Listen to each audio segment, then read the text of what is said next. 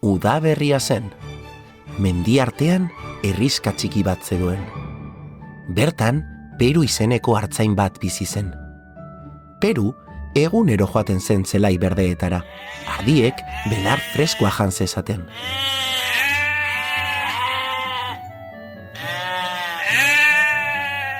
Ardiak belarra jaten ari ziren bitartean, Peru zuhaitz baten ondoan esertzen zen.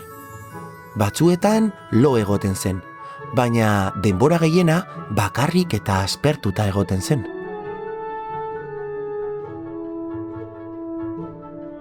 Egun batean, ideia bat izan zuen. Herriko biztanle guztiak engainatuko zituen, txantxa bat eginez. Otsoa! Otsoa! Otsoa ikusi dut! Otsoa! Otsoa?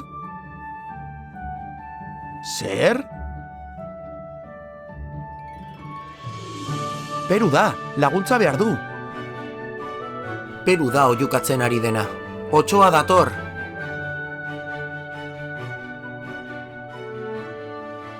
Non ikusi duzu otsoa, Peru?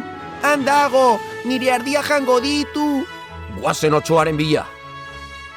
Jarraian, herriko biztanle guztiak palak eta makilak hartu eta korrika joan ziren zelai berdeetara otsoaren bila.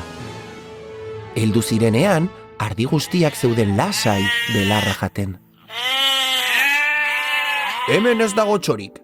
Ardi guztiak daude belarra jaten lasai-lasai.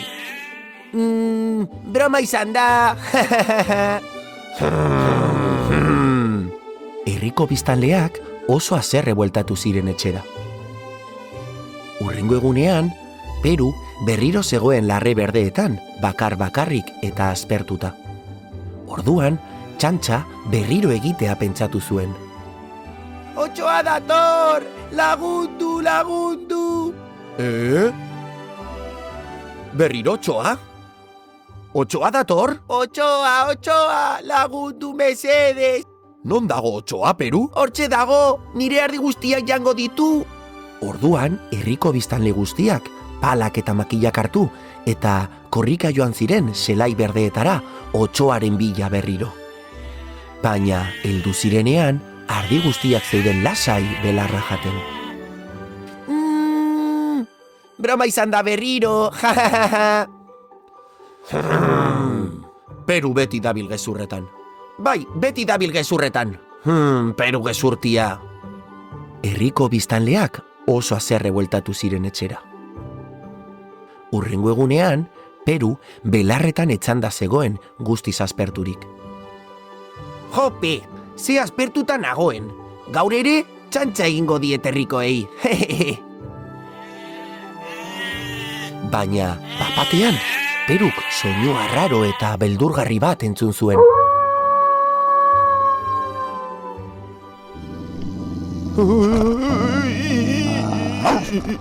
Benetako otsoa zen.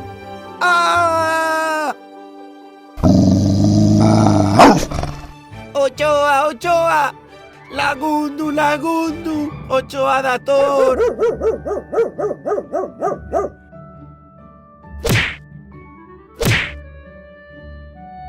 Lagundu, lagundu! Otsoa dator!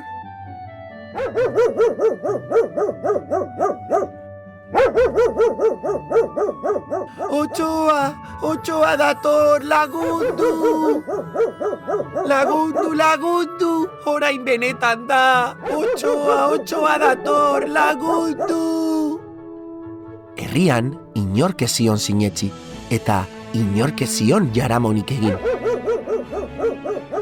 Eta inor ez zen atera Peru laguntzera. Ai, Peru, beti gezurretan dago mutik hori.